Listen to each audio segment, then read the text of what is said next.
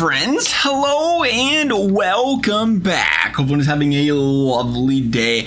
What a day two it has been in the world of hockey for the Utah Hockey Club. Two big acquisitions, two solid, bona fide top four defensemen acquired by the Utah Jazz. They could be the Jazz. Utah Hockey Club. First and foremost, Mikhail Sergachev, kind of shocking everybody here. Sergachev under contract forever, until 2030. $7.8 million a year. You know, many wonder, was he the beneficiary of being on a solid Tampa team putting up them points, or has he always been a solid player? You know, over the years he's gotten better and better and better. And you have to think, okay, the reason we ask this is because Tampa said, let's get rid of him. You know, who gets rid of a defenseman getting $7-8 million a year that puts up like that? Couple of reasons. One, obviously, being Stamkos said, I'm not gonna I'm trying to keep straight face on this one. Just kidding. Stamkos said hard pass. He said $3 million a year, not enough. You know, believe it or not, somebody just took on Kevin Hayes' contract at $7 million. They're gonna pay him $4 million. I think a little bit more than $3 million a year, putting up 40 goals a season still. Nonetheless, Tampa like, hey, all right, well, we're going to choose between Stamkos or Sergachev. Sergachev's gone, right? That could have been a situation, open up some cap space there. So they said, all right, let's see what we can get. In that situation, they really did good here in getting a return. They got a second, they got a fifth. And again, can't overlook it. Connor Geekie, the former first-round pick in 2022, now 20 years young. You are concerned. You have to be a little concerned that he's still playing at WHL he's 19 now, he's 20. But at the same time, still first-round pick, 2 years out. You know, played 1 year, 2 years. 2 years out. Can do anything there as a center. Lots of potential. Then there's J.J. Moser, who has been pretty solid. 24 years old now. I got to remember this game's a year old. 24 years old now. Steadily improving year after year. Don't know if he's a guaranteed cog yet. And I think that's what Arizona is doing, is saying, hey, we need to get some cogs. We need to get a foundation to build around Utah, saying we're not going to do what Arizona's been doing. We just dump players after player. We're going to try to build this team. We're going to try to compete this year. Lots of work to do still to rebuild the Arizona Coyotes into this Utah Hockey Club. But nonetheless, you know, this is a big deal for them. Big trade, a cornerstone to this team. Again, only 25 years old, 26 years old, Sergachev. I mean, this guy's going to be a cornerstone to your team. And so is Marino. And you want to build from the back end up if you're Arizona. That's the best thing you can do right now. You know, move on from a forward, pick up somebody like this. I love this trade for Arizona. I think both teams win because Tampa's in a tough situation. EA says no chance we're taking that. Didn't think it was going to happen. Thought we'd look at it. But let's go to New Jersey. New Jersey Devils are a team that has been rumored all over the place to pick up a goaltender. One may have heard of him. Very high hopes. And Askarov over there in Nashville. Now, you know, Askarov being on the block potentially, you know, and they thought they was going to get a first top 5 pick. Everybody laughed at him for that, but potentially, because who's doing that? He ain't even guaranteed yet. You drafted him 11. You just signed Saros for 8 years. Everybody knows you can't play them both. You're either going to bury Askarov or you're going to take what a team gives you. Nonetheless, the Devils are all up in those trade rumors. A lot of Devils fans are saying, send them all. We'll give you number 10. We'll give you Marino. We'll throw in Dawson. You know, they was willing to wheel and deal. That obviously didn't come to fruition. New Jersey still looking for that goaltender. And they ended up saying, hey, you know what? For Arizona's second, Washington seconds?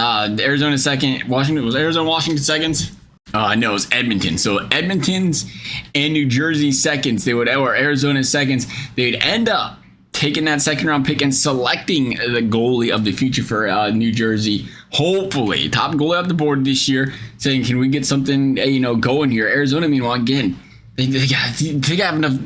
I don't know if anybody else picked in the draft this year. The amount of draft capital they have is ridiculous.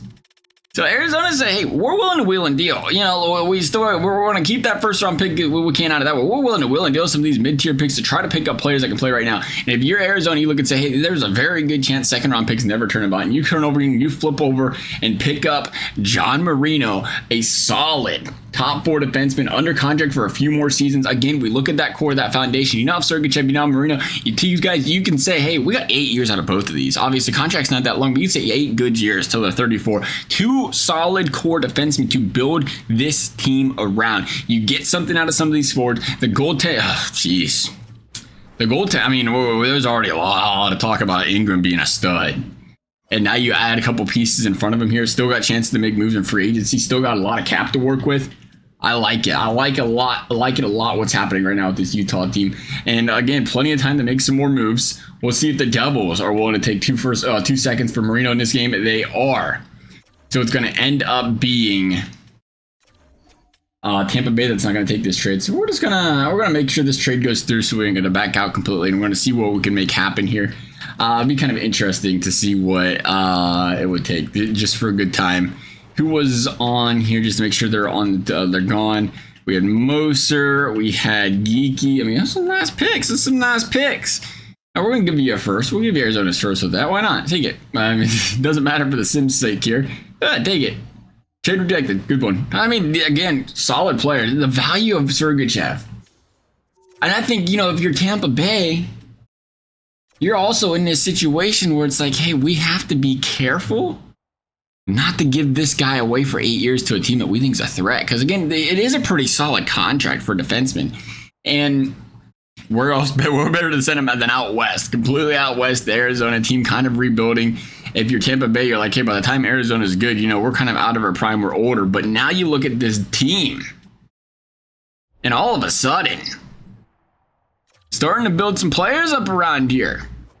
I believe Valamaki's not under contract. We're going to leave it like it is. Again, building a bit of a core here. Where's Marino? We trade for this guy and he doesn't get a play? That's crazy business. There you go, Jono. Anyway, you look at this team now. You're starting to build a really good top 4. Build from the back end. Build from the back end up. The quickest way you're going to make success. If you want to do it that way, build from the back end up.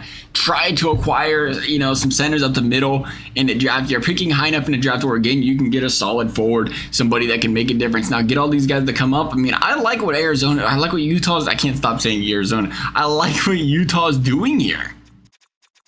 To me, that's always been the formula. When teams try to just go big, heavy on off forwards, and it's so easy to do in a draft, especially when you're picking inside the top 5 and your team's struggling, because it's like you got to take the best available. And at the time, it's like hard to pass up this forward.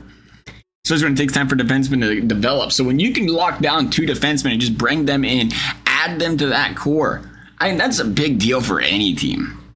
It seems like it's so much easier to get a top 6 forward early in the draft and hoping and praying, that the defenseman works. Is it going to be enough what they have right now? Again, you're going to need more than that. You need some help. You need some help offensively. But again, I think that's easier to find. A little more difficult to find the centers, of course, but it's a little bit easier to find. If you're Arizona, you're hoping Geeky doesn't turn out to be too much of a stud, because that center play can change your team's trajectory in a big way. But if you're Arizona, you try to add a couple more pieces here. And without question, again, when you have a good goaltender, you have good defense, you're going to compete.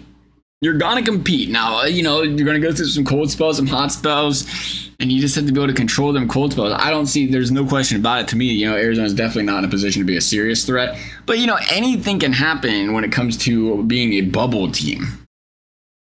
And any team that's got some defense can make that happen. And we're kind of seeing that right now in this sim where Utah 27-19 really kind of, again, competing for a spot in the wild card. Will they, make a big move? Maybe not. But I think this is what the new management, ownership, and everything is looking for. Like saying, we're going to this team in Utah.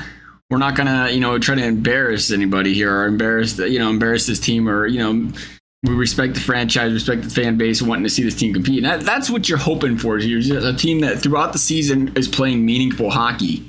And then you hope some of these draft players, you're drafting some of these guys, all this draft capital you have, you can get that to come to fruition in the next I mean, could you say 1 to 2 years? Possibly. I think 2 to 3 is probably better. But that's exactly what we're going to get here. Arizona's just going to miss the playoffs, but they're going to go, about 38 and 30. I'd be happy with that if I was a Utah fan in year one, considering, they just, if there was a dumpster fire in the NHL, being inherited here, it's Arizona. Clayton Keller dropped 82 points. That's not a bad season. It's not a bad season at all out of Clayton. How did the new acquisitions do? 67 out of Selly. We ain't seen you guys anywhere. There's Marino. -2, not shabby, not too shabby. -11 out of Sergachev, not having as much fun over here. Nonetheless, though, that's going to wrap things up for this video. As always, if you all enjoyed it, I'd appreciate you liking, subscribing. You never have to. Thank you for watching. We'll see you next time.